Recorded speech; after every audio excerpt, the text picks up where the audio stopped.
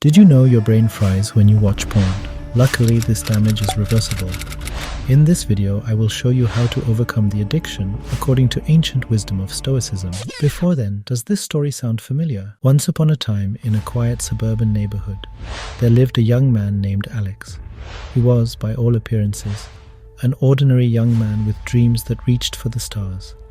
He had loving parents, a circle of friends who admired his ambition, and a bright future awaiting him. Yet within the confines of his room, Alex battled a hidden tormentor, an addiction that threatened to eclipse his potential.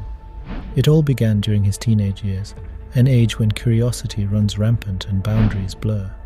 Alex stumbled upon the alluring world of online adult content.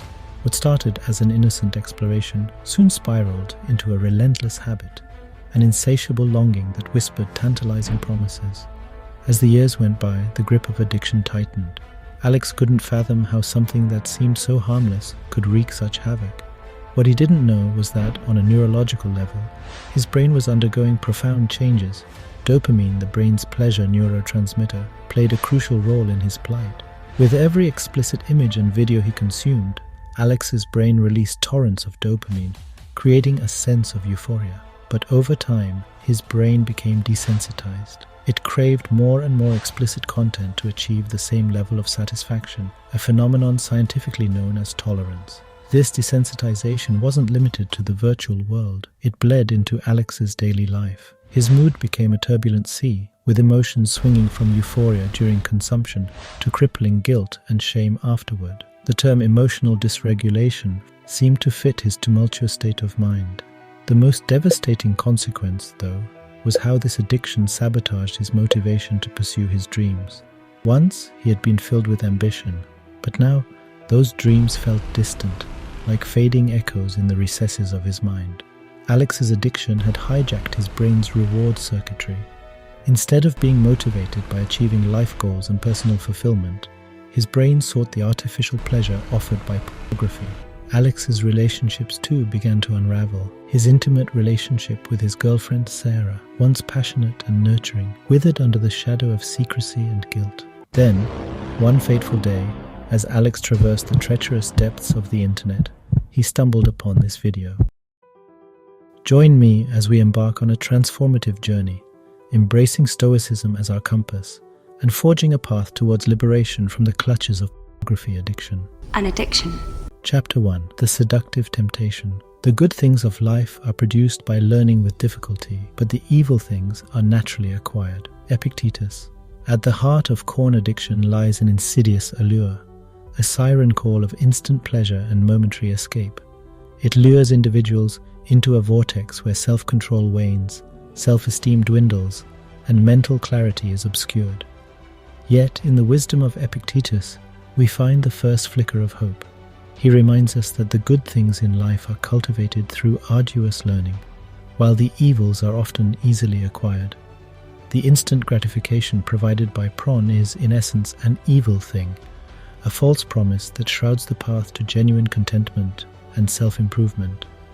To overcome it, we must heed the Stoic call to embrace difficulty as a catalyst for growth. Exponential growth. Chapter 2. Unmasking the Illusion. The first rule is to keep an untroubled spirit. The second is to look things in the face and know them for what they are. To break free from the grip of this addiction, one must first unmask the illusion it presents. It is a distorted reflection of genuine human connection and intimacy, a mere shadow of the real thing. Marcus Aurelius, the Stoic emperor, instructs us to keep an untroubled spirit and to look things in the face, knowing them for what they are. As we confront the illusion of porn, an illusion, we acknowledge its fleeting nature and its emptiness. It is not a source of genuine connection or fulfillment, but a hollow imitation. The Stoic teaching invites us to perceive the addiction with clarity, unclouded by its seductive facade. It's not real. It's not real. Chapter 3. The Stoic Discipline of Desire. You have power over your mind, not outside events. Realize this, and you will find strength. Marcus Aurelius. Stoicism does not advocate the suppression of desires, but rather their disciplined alignment with reason and virtue. In the battle against porn addiction, this discipline becomes a formidable weapon. Activate weapons. Activate. Imagine your desires as wild horses, and Stoicism as the reins that guide them. To regain control, one must harness the power of the Stoic discipline of desire. It is the ability to redirect your longing for instant gratification towards the pursuit of lasting virtues and genuine human connections. Offer something the internet can't: human connection. Marcus Aurelius reminds us that true strength lies in recognizing that we have power over our minds, even when external events seem beyond our control. Zen, remember your Zen. Chapter 4. The Stoic Art of Aversion. For not even the wise can see all ends. J.R.R. Tolkien. The Stoic Art of Aversion is a potent tool in the battle against addiction. It involves looking beyond the immediate pleasure and comprehending the long-term consequences of our actions. J.R.R. Tolkien's wisdom beautifully encapsulates this Stoic concept. True wisdom lies in recognizing that even the wisest cannot foresee all outcomes. What outcome? Imagine standing at the crossroads of temptation, with the allure of prawn beckoning. Through the lens of Stoicism, you pause and consider the consequences. How will this choice impact your self-respect, your relationships, your future goals?